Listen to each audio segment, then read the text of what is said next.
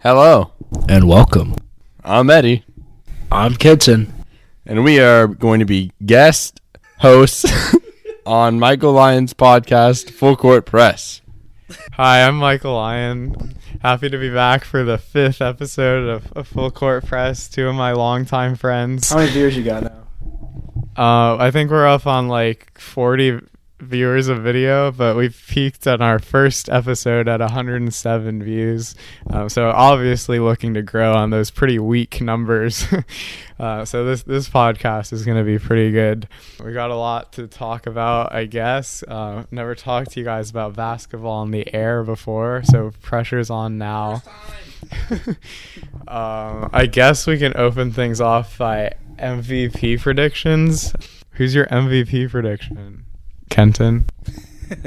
Well, thank you, Michael. I'd probably say right now, I'm a little biased, kind of like Rish that was on the episode 1 and 2 or whatever. I'd say James Harden, just he's averaging 39 points, and I think he's in steals per game. I think he's 4th, and then in assists, I think he's kind of up there as well. So I'd probably say him, but then I was watching the Lakers and Bucks game the other night, and I'd probably say Giannis could also be in that. So I think it's like last year how it was Harden and Giannis just kind of the top two. And it just really depends on like the record of, I guess, the team at the time. Eddie here. So, all bias aside, my MVP prediction for this year has got to be Luka Doncic. Look, Mavs are playing great.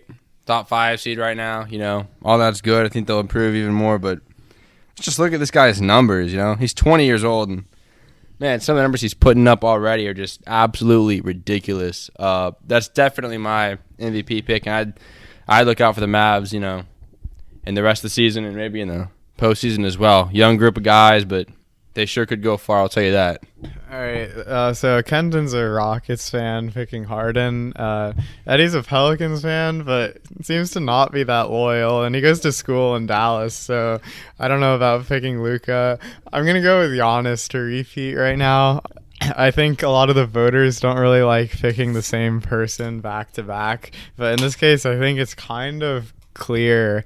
He's averaging like 31 and 12. Which is insane, leading the Bucks to the best record in the NBA, and they just beat the Lakers too in like a pretty top-heavy matchup. Two of the best teams with the best record, fighting for the best record. Giannis continues to play very, very well, dominating the league. He's really, really impressive, and he has no friends. As Max Kellerman from First Take says, he doesn't work out with anybody else in the off season. He kind of does his own thing, and he sticks with it. And without having much other top-heavy talent on the Bucks, getting the kind of results that they got, I think it's like ridiculously impressive. And I'll go with Giannis. I think your picks are kind of biased, but the Giannis thing is a fair debate. The guy is improving his jump shot. He's pretty unstoppable when it comes to attacking the basket. Great passer, great defender, great rebounder. He's tall. Pretty much a positionless player, but I like that pick a lot, Mike. That'd be my second pick if I'm being honest here. he can shoot the 3 now too, or he's working on it at least. He's like 33. That's scary. Yeah, 33% on the year, shooting 5 shots a game. He just shot 5 for 8 in his most recent game. No, I'm biased towards Harden, but, I'd say right now it's Giannis and Harden, and then I guess maybe Luka and LeBron are kind of outside, but it just really depends on the record of the team. I respect Harden scoring 39 a game. That's kind of insane. And they just beat the Rockets. Speaking of record, the Rockets just won a pretty crazy game against the Clippers last night. Russell Westbrook actually went off in that game, dropping 40. So he was kind of the star of that win. But that was a back-and-forth team against what some people consider the best team in the NBA, or at least the most threatening, the most likely to win a championship in the Clippers. So I'll give him that. And the 39 is kind of crazy. But I still like Giannis because I think he's a more dominant player. Harden scores more, but he does so on higher volume. And the whole offense kind of revolves around him. So while it's still impressive, it's a little bit more expected given his volume, and I'll go with Giannis, who's leading the Bucks to a better record with a deep team, but not as much top. He doesn't have a co-star like Russell Westbrook to play with. So, do you have the Bucks coming out of the East right now then, or are you still loyal to your Celtics? I'm going to be blindly loyal to the Celtics, and I fully admit that it's really biased. But I think we have a chance. I think the Bucks look really, really scary right now. But I love the chemistry, like talking about the Celtics. Jaylen Brown's playing like he's earning his contract. He scored 26 today off 9 for 13 against Detroit. And he's had a lot of games like that this year where he scores 30 or close to 30. And so I really like him and like the whole culture we have with Kemba there. It's a lot better than the culture we had last year. And we haven't been fully healthy for long stretches, and we're still the 2 seed right now. So when we get Gordon Hayward back, Marcus Smart back, and get our full like rotation and playing a lot, I think we have more of a chance than people give us credit for. I don't think we should be the Vegas favorites or anything like that. That should be Milwaukee. And Milwaukee's earned that, but I'm just gonna roll with the Celtics because I think we have a chance. Let's not forget about this bet we have, Michael. You know what I'm talking about?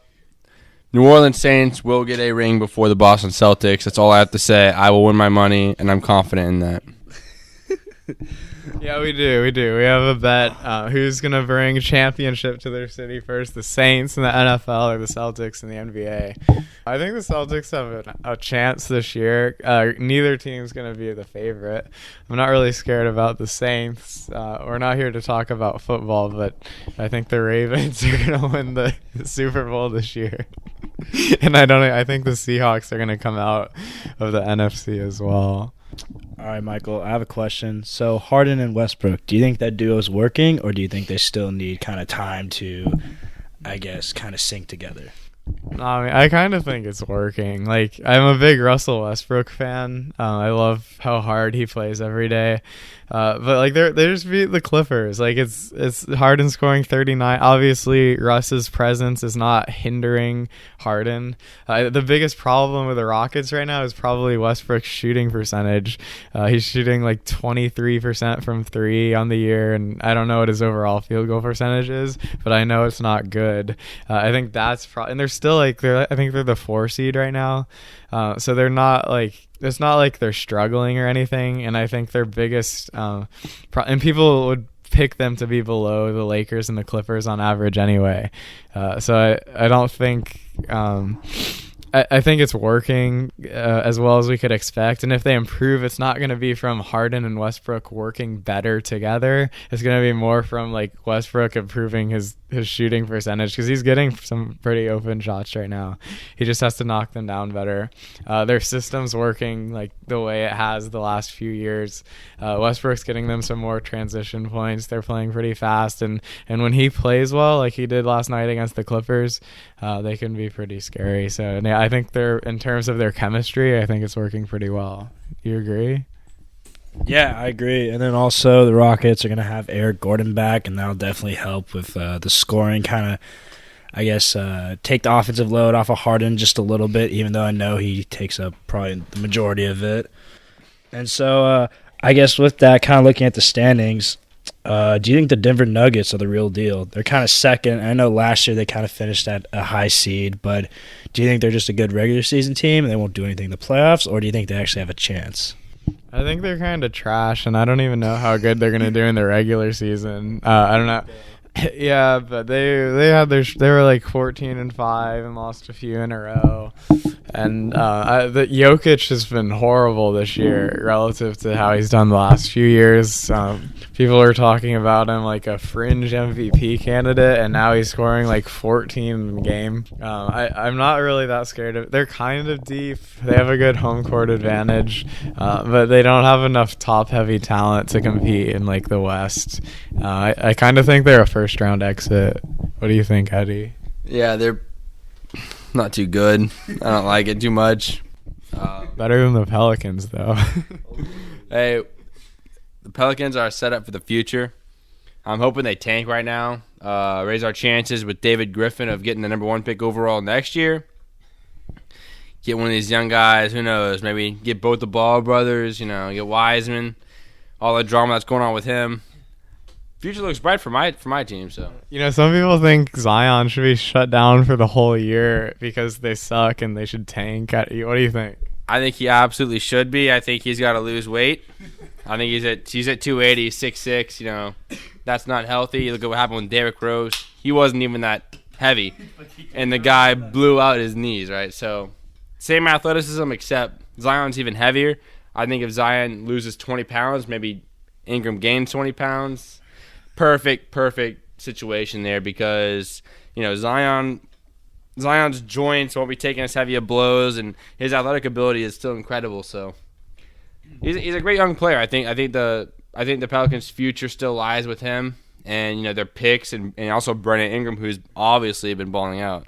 Yeah, but lose weight and like protecting him from injury. Like, the guy's 20. Like, I mean, I kind of get protecting him because he's fragile, but if you're gonna keep him out when he's not that hurt, like right now, I think that's like sends a really bad message about the type of about like his longevity in the league, or about his like ability to play a full season in general. If like, as he's supposed to be like his least fragile right now, like you kind of load management and stuff is meant for older players, not rookies. Like, you should want to get him experience and develop him. The thing is, he's just too heavy right now. If they can find a way to, you know, he's been eating jambalaya and gumbo in New Orleans, you know, on that great food down there. So, you know, have him lose 20, 30 pounds. It's definitely doable with that coaching staff. They can definitely make him, you know, shred a little bit, get him down to a solid weight that he can work with, you know. He can do it by playing some games, playing some basketball. You don't think? He can, but that's also gonna, you know, if he's playing at his full potential, he's gonna be blowing out some joints. You know, he's gonna put him at risk. I think the smartest thing to do is to, you know, get him on a certain plan to lose the weight in the gym. All right. Well, you're not the only one that thinks that. No, I agree totally, Ed. But I just have a question for you. What do you think about Lonzo Ball? I know he's kind of I think he's a good defender in the league, but he really can't shoot, and I don't think there's been any like steps towards him trying to learn how to, I guess, reinvent his shot. So what do you think about that? Yeah, his form's pretty whack. I don't think he's that good of a player. I don't think he has much potential, but, you know, it's always a possibility. But, you know, if I'm talking about guys on the Pelicans and in our future that'll make a difference, I think it's definitely Brandon Ingram. Definitely Zion. You know, what we'll get back for Drew Holiday if we trade him. There's been talks of that recently. Jackson Hayes out of UT maybe. But not really Lonzo Ball. I don't see much happening there. I think it's just a bunch of drama, a bunch of hype. Nothing to it, really.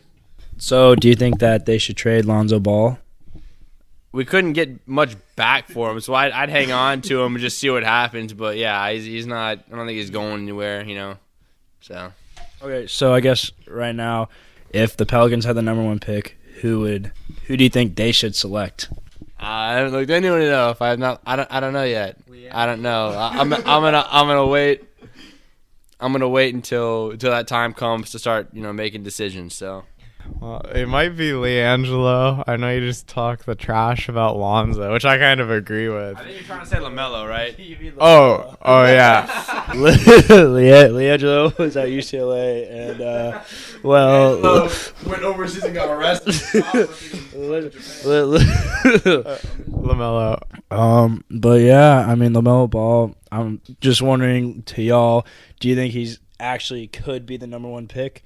I mean, nah. you see on Twitter and things like that, like, you know, his highlights, and he looks cool, he looks nice. But do you think his game would actually translate to the NBA level? Because I think a lot of scouts might be down on him just because Lonzo Ball's game hasn't really translated. So what do you guys think? I don't think Lonzo will have an impact on him at all. Just because they're brothers, I don't think that matters at all. I think he's a great scorer. He needs to improve on his athleticism a little bit. But as far as Pelicans' needs go, you know, he could replace his brother, so yeah, let's get him, honestly. His brother ain't going to get it cut, so I think the Pelicans really should look at him, should look at guards. You know, Drew Holiday should be out the door. So at that point, you know, we got 2 or 3 positions locked up, but, you know, other than that, yeah, let's look at some guards, let's get some guys, some young guys in the draft, and move on from there. I know we also wanted to talk about some NBA Finals predictions. I haven't gone through that with you guys, so we're going to stop talking about the Pelicans because they're not going to be there.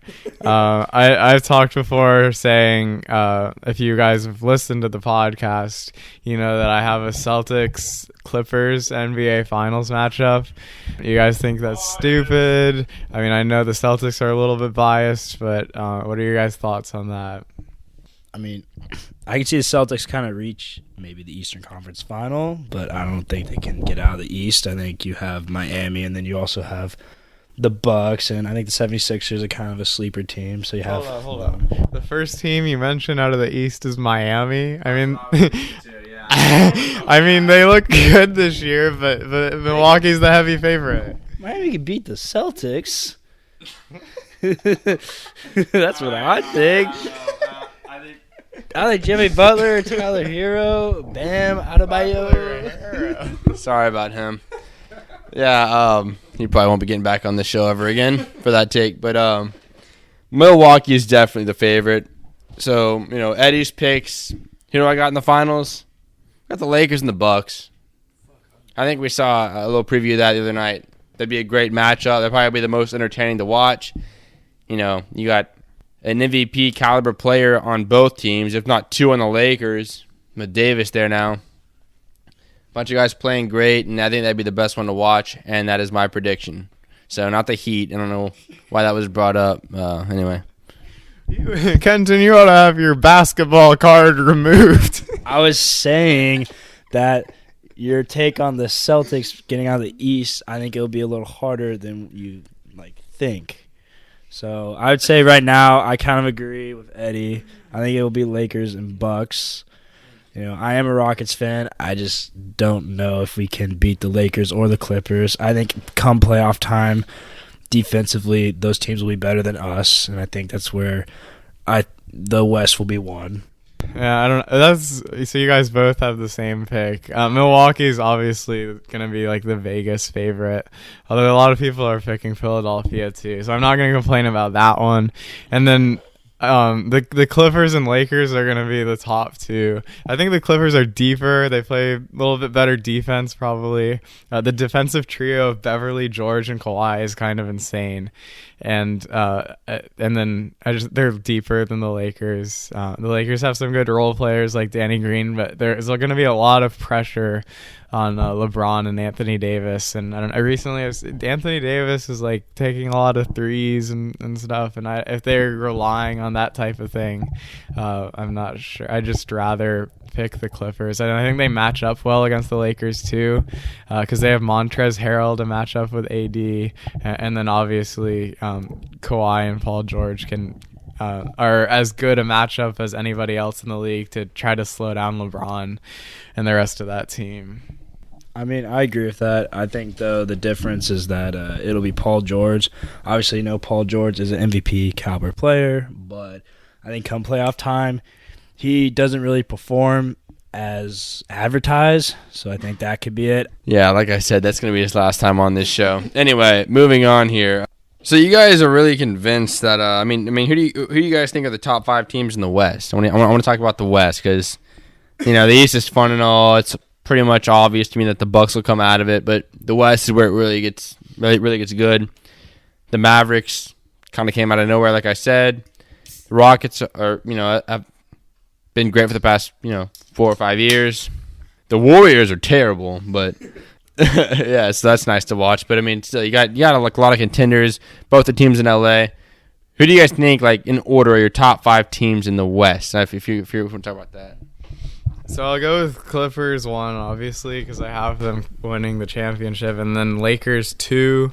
I think the top 5, well, at least the top 6, I think are kind of obvious in the standings. Not in order. There's also, like, on top of the LA teams, there's the Nuggets, Dallas, Houston, and Utah. And then there's kind of a big drop off. OKC is actually at 500 at the 7th seed right now. And then Portland Trailblazers have way below expectations. I don't really know what's going on in Portland, but I'm going to leave them out because they don't seem very reliable, and they have some games to make up if they want to get back in that conversation.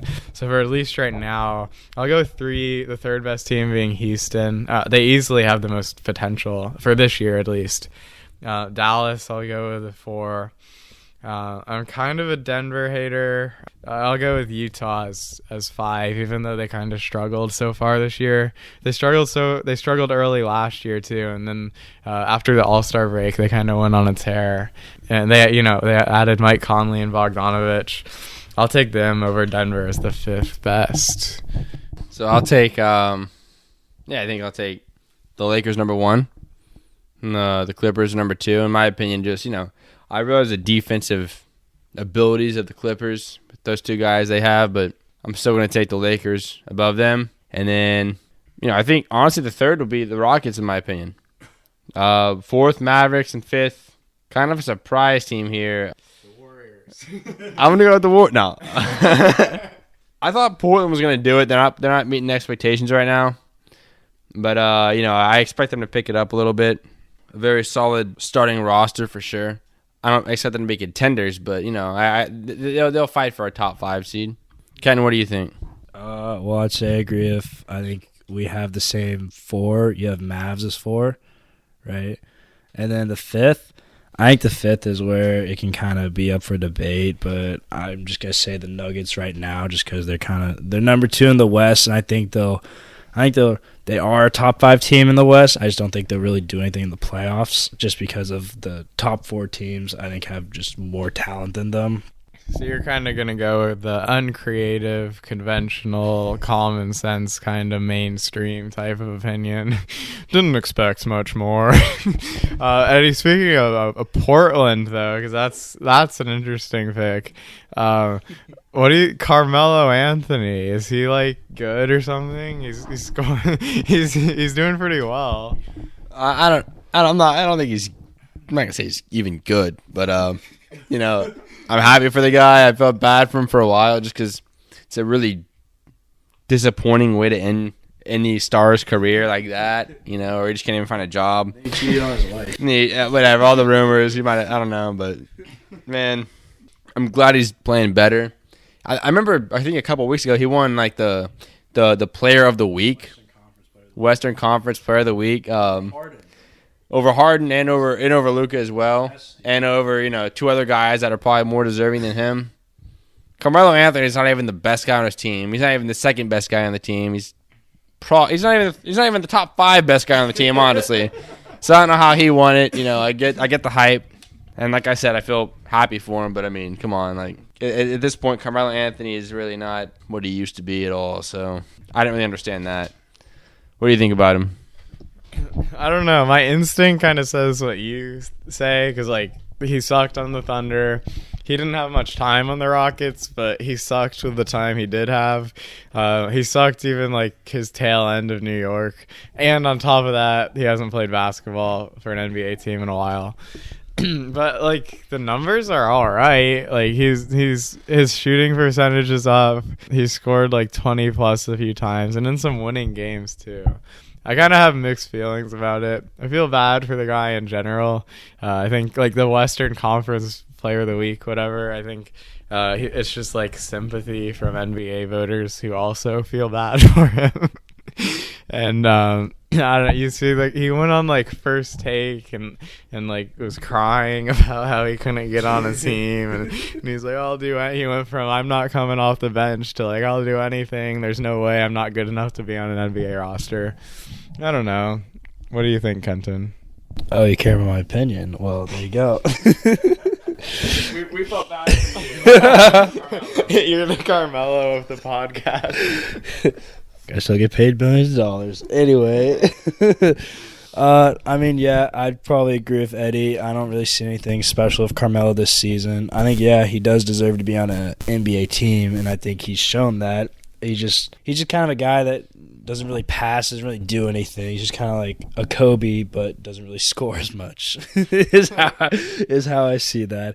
And then obviously, whenever I found out he got Western Conference Player of the Week, I was a little mad because Harden was averaging like 39 points. Yeah, but Kobe's a great scorer. Carmelo's was not scoring like Kobe, but anyway. Carmelo was probably better than Kobe at his. No, I'm just kidding. Career-wise. No, so I guess my question was, I was talking with Eddie at the gym the other day, and we were debating who's better, Luka Doncic, I really can't say his name, or James Harden. Doncic. That was Edward Cassing. But anyway, who's better, Luka or Harden right now? Look, I feel like all the people I know in Dallas might be influencing me a little bit, and I'd definitely be, talking trash to all those guys. But at the end of the day, if you look into it, Luka really is playing well. He is young. He's got a mediocre cast around him. A couple guys that you say, okay, maybe they can get somewhere in the postseason. Right now, I'm gonna take Harden, but I'm not gonna say I'm taking Luka right now over Harden. But if we're talking long term, obviously you take Luka. I think Luka's more well-rounded as of right now. But, if you're talking about, which player is just better right now, which one will you take for, the rest of this season, it's got to be Harden. Harden scores more. Harden's better. He gets to the line more. I think he's a better shooter. So I'm taking him. Who are you taking? I mean, Luka. No, obviously they're both great players, but I'm definitely taking Harden. He's having another MVP season. And I just think, he's a better scorer. But I think in the future, Luka will be the better player. I'll take Harden, too. It's kind of crazy that this is even a debate. And it is, a reasonable thing to debate at this point. Because last year is kind of dang, Luka's a pretty good rookie. Wow, he's overachieving for a rookie. And now, all of a sudden, he's averaging 30, 10, and 10. Kind of, to me, at least, out of nowhere. And people talk about him like he's the next LeBron, and at this point he kind of deserves it. His ceiling's kind of uncapped, and it's pretty crazy to watch him. And then obviously with that, Dallas, who not everybody even saw making the playoffs this year, is pretty solidified as at least a playoff team, probably top 6. And even if they regress a little bit, they're going to be above where people thought they'd be at the beginning of the year. And Luka's insanely impressive. He's not scoring 39 like Harden. He doesn't get to the line as much. He actually does get more rebounds and assists, but I think a lot of that's the function of the whole of Dallas's offense. And Harden, he's not going to get as many rebounds because Capella and Russ are on the team. Everybody knows Russell Westbrook's a little bit of a rebound hog, and then and then the way that the Rockets' offense is designed. He's not going to get quite as many assists because when he's ball dominant, a lot of times it's at the end of the shot clock where he's just looking to get a bucket for himself. And, it kind of works. Scores 39 a game. So this is kind of a little transition, but I'm assuming y'all on Christmas Day are going to open your presents and things like that, and then you're going to watch some NBA, right? So No way, not a chance. Okay, Saints fan. Anyway, so I just kind of want to know who do you think is going to win on Christmas Day? So I guess each matchup. I was actually planning on skipping presents and just going straight. No, I'm just kidding. Obviously I like the Celtics to beat the Raptors. I like the Bucks to beat the Sixers. I'm kind of low on the Sixers. The Celtics lost to them twice this year, but in general we've had a pretty good track record against them. And Rockets Warriors isn't even a game anymore because the Warriors suck. Clippers Lakers I think is the biggest one. Probably a Western Conference Finals preview. I'm a roll with the Clippers. It's only one game, so anything could happen. It's in the Staples Center, so home court advantage is kind of stupid. And I picked the Clippers to beat them in the finals, so I'm gonna pick the Clippers to win that game on Christmas too. And then the Pelicans are probably a bottom 3 team right now. So as much as I hate Denver, they're probably going to lose to Denver. And maybe Eddie will get his wish of a number 1. Maybe his Christmas, he can open a number 1 pick on Christmas morning. That was a terrible joke. So my picks for Christmas, my picks, what I'm wishing for, what I'm predicting I'll get here. Boston and Toronto, I'll take Toronto. I don't really like what I'm seeing with Boston at all. I think it's kind of a garbage organization. I don't know. I don't know what I'm getting with Boston. They got a short guy. What's his name? Edwards. Anyway, so Milwaukee and Philadelphia. Definitely going with Milwaukee there. Like I said, that's my finals pick. don't see much changing. I'm a fan of the Sixers. I like the players they got around Simmons and Embiid, but, not enough for Giannis. Houston and Golden State. I'm going to take Houston. No surprise here. Golden State kind of sucks this year. No one really likes them. And I live in Houston, so yeah, let's go Rockets. Lakers and Clippers. One of the most interesting matchups of the entire season. Half the people that like the NBA think the Clippers are better. Half the people think the Lakers are better. Well, I'm one of the guys that think the Lakers are better. Anthony Davis, Danny Green, and LeBron James. Come on, that's insane. That's those three together, man. I don't care about Kuzma. Danny Green. I've seen him shoot in real life. The guy does not miss when he's open. He does not miss. Greatest should have ever seen in real life, besides myself. Anyway, Pelicans, Nuggets. I am hoping the Nuggets win. I'm a Pelicans fan, and I want the highest pick as possible. So let's go Nuggets. I'm picking the Nuggets here. All the same picks except Toronto and Boston. Toronto's overachieved this year, but come on. Trash organization. That short guy is Kemba, not Carson Edwards. Carson Edwards went to Purdue, and Kenton also went to Purdue, so they have a lot in common. And obviously Kenton's a big fan, but I think Kenton's pretty disappointed with how Edwards has been playing this year. Am I right? Well, watching him in college, man had the ball all the time and he never got out of the game. And so I guess it's kind of an adjustment for me to see Carson Edwards only getting like 5 minutes. And, Carson Edwards is a volume shooter. He kind of needs the ball in his hands all the time. So I think he's just kind of learning to be a role player and learning to be efficient in the short amount of minutes that he's not used to. So I'd say right now I'm a little disappointed, but I think it'll definitely get better as the season goes on. But I mean, like, playing behind Kemba, Marcus Smart, and Jaylen Brown, you can't expect him to be a full-time, you can't expect him to get 30 minutes a game. No, that's true. But, I mean, being known as a great shooter, then lighting it up in the NCAA tournament and things like that, you expect him to at least shoot about, probably like 35% from three. And right now I feel like he's not really doing that. I feel like he's underachieving a lot. Well, we'll see. He's got time. As a Celtics fan, I kind of like him. All right, so special segment for our special guests. I know we're an NBA podcast, but we're going to talk about the top 10 quarterbacks of all time and in the NFL. I think Tom Brady might crack the list. Someone from New Orleans probably won't. But this was Eddie's idea of a segment, so I'm going to let him take it away and give his picks.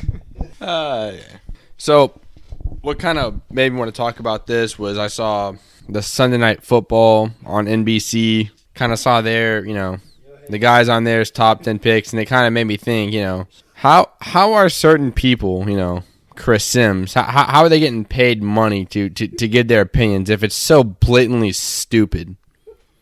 So stupid. So I'm gonna start by saying this is Chris Sims, son of Phil Sims, the mediocre quarterback for the Giants. That this is his little wimpy, stupid son's picks. He's got Aaron Rodgers number 1, Elway above Brady. He's got Elway number 2, Brady number 3, Manning 4, Favre 5, Dan Marino 6, and then he's got Drew Brees at 10 behind Terry Bradshaw. Like, how stupid can you get? I'm sorry, it just pisses me off. How stupid can you be to put Terry Bradshaw ahead of Brees? Like, the reason behind this is that Bradshaw has 4 rings and Brees has 1, but Bradshaw was also carried by a great defense and Brees had the opposite. Anyway, I'm going to give my top 10, QBs here. So, 1, I'm going to take Brady because I'm not biased. He's obviously, he's got 6 rings. He's been in 9 Super Bowls. He's up there. Put Montana at 2, and I'll put Manning at 3. Then I'm going to put Brees at 4. I mean, he leads the league in touchdown, passes, yards, completion percentage, most 5,000-yard seasons, most 4,000-yard seasons. The list is endless. I'm sorry, the list is endless. And he has no MVPs because he played in an era that we'd never seen before with Manning and Brady and Aaron Rodgers. So, the MVP thing is kind of stupid in my opinion. It's a man it's like a person given award. It's kind of subjective. I don't really agree with that. At 5, I'll put Marino. At 6, Favre. And after that, honestly, I don't really care. Elway's there, Staubach's there, but I don't really care, honestly. But for Chris Sims to put Breeze at number 10 just really pissed me off. So now we're talking about NFL. I really want to know, what do you guys think about Baker Mayfield? I think right now, I think this season he's been trash. I'm just wondering. I had to kick you off the show for bringing that up. I just want to talk about the top 10 for a little bit, at least a minute. I'm gonna slot. I'm gonna slot Drew Brees in at 11. I'm reading this like Bleacher Report article right now. It has Drew Brees as an honorable.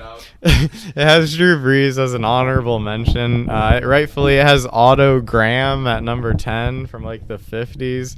At 11? Bruh. What year did this article come out, Michael? Tell us right now. What year did it come out? 2017. So before he broke all these records. Cool. Right, but the reason like these great quarterbacks like Otto Graham are up here. 7 championships for the Browns. Breeze only has 1. Not a single MVP to show for it. Before the merger, this is irrelevant. These are old men. No one cares anymore. Get with the times, you boomer. Just kidding. I actually don't know much about these older quarterbacks.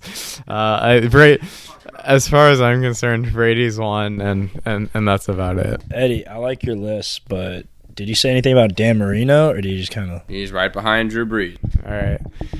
That's enough for the NFL. Baker Mayfield sucks. Good God, he has more.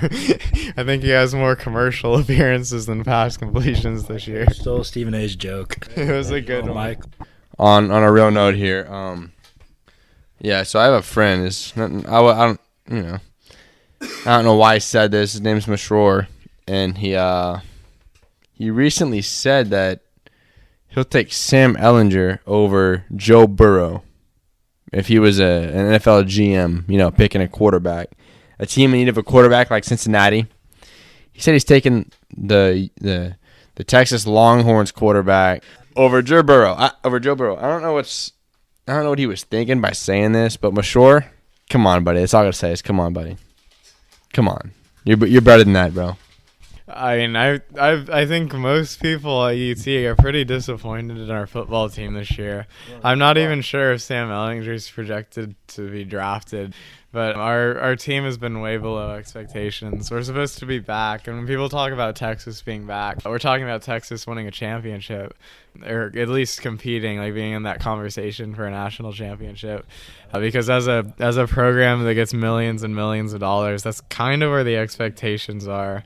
Joe Burrow, the Heisman winner, the numbers he's put up this year are insane, and he's led LSU to an undefeated record, beat Alabama, and the number 1 seed going into the playoff. And it all goes through Joe Burrow. He's like the engine behind that offense. And so him compared to, and LSU beat Texas too. Ellinger was outplayed by Burrow in that game. He's been outplayed by Burrow all year, so pretty clear. Yeah, Mashroor, I'm not sure what you were thinking there, buddy. I don't know if you were thinking at all, as I usually don't know what you're doing thinking wise. But look, man, Joe Burrow is better than Ellinger, dude. Come on, you're better than that. You're a football fan. Me and you bet money on the UT-LSU game. Obviously, you lost. Just come on, man. That's all I gotta say is come on, man. And you also said that you thought Dak Prescott was better than Deshaun Watson. I don't want to go off on a football tangent here, but that take was just kind of ridiculous. Anybody who's gonna take Dak or Baker Mayfield over Deshaun Watson is insane. Deshaun Watson, he's a beast. He's a magician. So, have you guys been watching John Morant? Yeah, I mean, I'm really surprised because he came from Murray State, so I didn't really know how good he was. Yes, he did perform in the NCAA tournament, but at the same time, those are only 2 games, and a lot can change from then and to the NBA. So I'm just kind of glad to see that he's thriving right now. Really kind of sad. I'm not seeing Zion play. I really was, I think, like everyone else, expecting Zion to play and kind of see his highlight dunks every night. Yeah, we talked about Zion's future for this NBA season, and and I've been impressed with John Morant too. Probably a Rookie of the Year front runner. All right. Anyway, Michael, thank you for having us on this podcast. Yep, thank you. you're welcome, boys. It's been fun. So time to wrap up the show. Yeah, it's been a good show. It's been fun. And thank you all for listening to the 5th episode of Full Court Press.